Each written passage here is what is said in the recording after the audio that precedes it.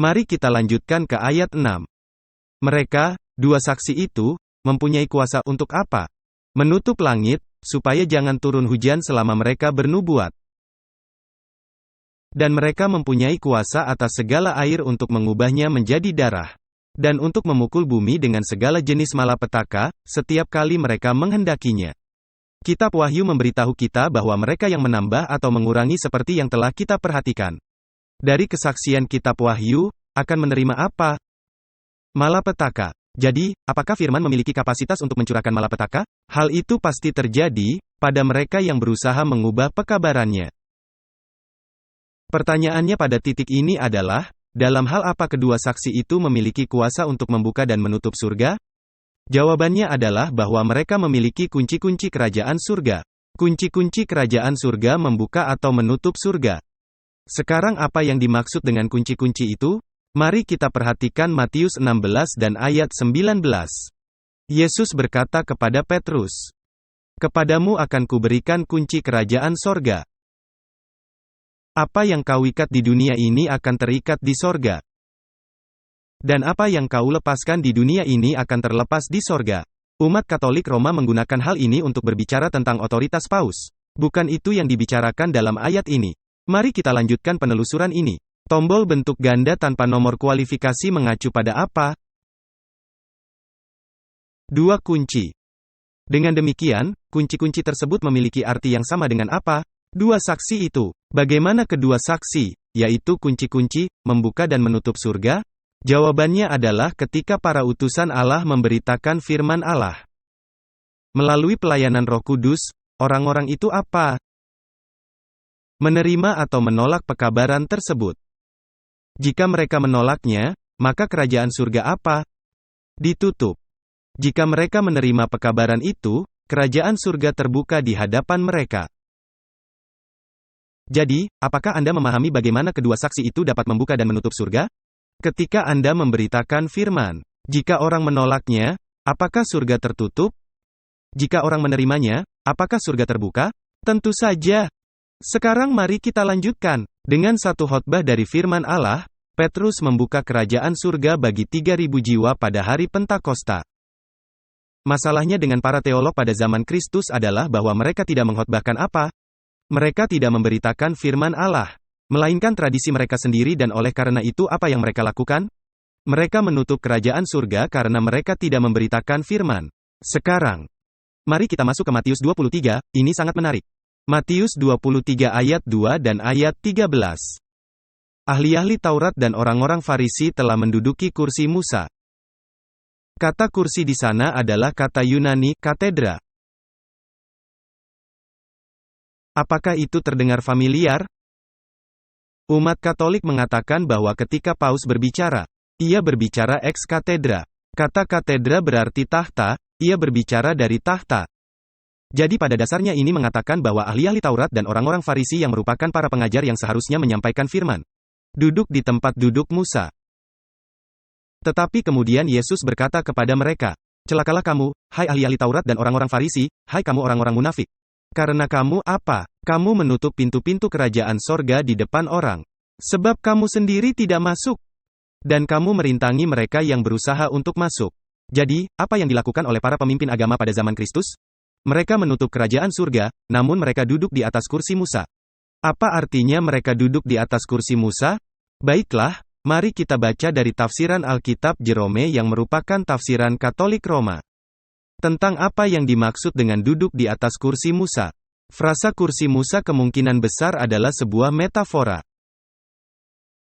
untuk otoritas para ahli Taurat untuk mengajar. Dan hal ini juga berlaku dalam agama Katolik. Ketika Paus berbicara secara ex katedra, apa yang dikatakannya benar-benar berotoritas dan tidak dapat salah. Jadi, apakah itu yang dipercayai oleh para ahli Taurat dan orang-orang Farisi pada zaman mereka? Ya. Frasa tempat duduk Musa kemungkinan besar merupakan metafora untuk otoritas para ahli Taurat untuk mengajar. Dalam tradisi kerabian, penafsiran Taurat diteruskan dalam tradisi ahli-ahli Taurat, yang secara teoretis kembali ke Musa melalui rantai para ahli Taurat yang tidak terputus. Pandangan ini tentu saja sama sekali tidak historis. Gereja Katolik Roma memiliki gagasan bahwa tradisi lisan telah diwariskan dari satu generasi ke generasi lain, dan telah dilestarikan oleh apa yang disebut magisterium, yaitu tradisi-tradisi yang tidak ditemukan di dalam Alkitab. Tradisi-tradisi ini hanya diteruskan dari generasi ke generasi oleh rantai yang tidak terputus dari para pemimpin agama. Tetapi sebenarnya tradisi-tradisi ini adalah tradisi-tradisi yang tidak memiliki dasar dari mana? Tradisi-tradisi itu tidak memiliki dasar dalam Alkitab. Jadi, dalam arti apa ahli-ahli Taurat dan orang-orang Farisi menutup kerajaan surga? Dalam arti bahwa mereka mengajarkan tradisi-tradisi yang tidak ditemukan dalam kitab suci. Dan oleh karena itu kerajaan surga tertutup bagi manusia. Sekarang Lukas 11 ayat 52 memperkuat pemikiran ini.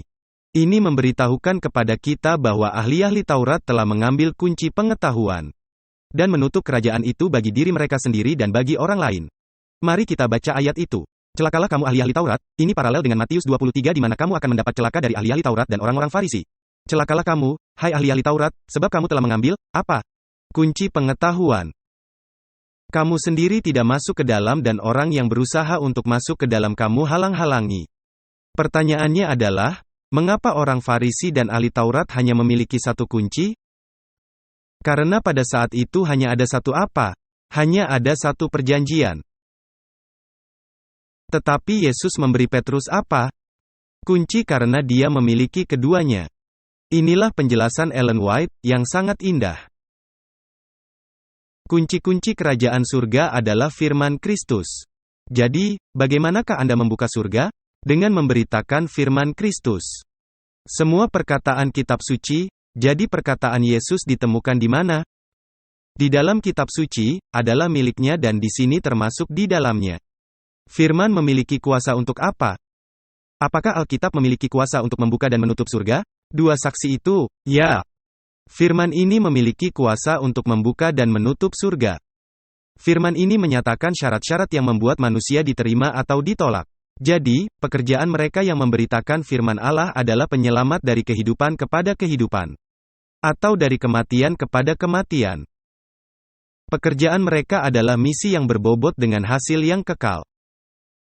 Apakah Anda memahami dalam arti apa para saksi memiliki kapasitas untuk menutup dan membuka surga? Apakah kebanyakan orang selama 1260 tahun, apakah surga ditutup oleh firman atau surga dibuka oleh firman? Ditutup oleh firman. Pada zaman Elia, kemurtadan menyebabkan ditutupnya surga selama 3,5 tahun secara harfiah. Sebagaimana kedua saksi menutup surga selama 3,5 tahun secara simbolis. 1 Raja-Raja 17 ayat 1 memberitahukan kepada kita bahwa perkataan Elia memiliki kuasa untuk menutup surga atau membukanya. Menarik bukan? Perkataan Elia membuka dan menutup surga. Ketika Israel berada dalam kemurtadan, firman Elia menutup surga. Ketika Israel bertobat dari kemurtadannya, apa yang terjadi? Hujan turun lagi.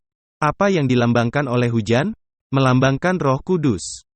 Allah telah memberitahu Israel bahwa kemurtadan akan menyebabkan tidak turunnya hujan. Mengapa tidak ada hujan selama periode kesaksian kedua saksi itu? Karena gereja berada dalam apa? Dalam kemurtadan.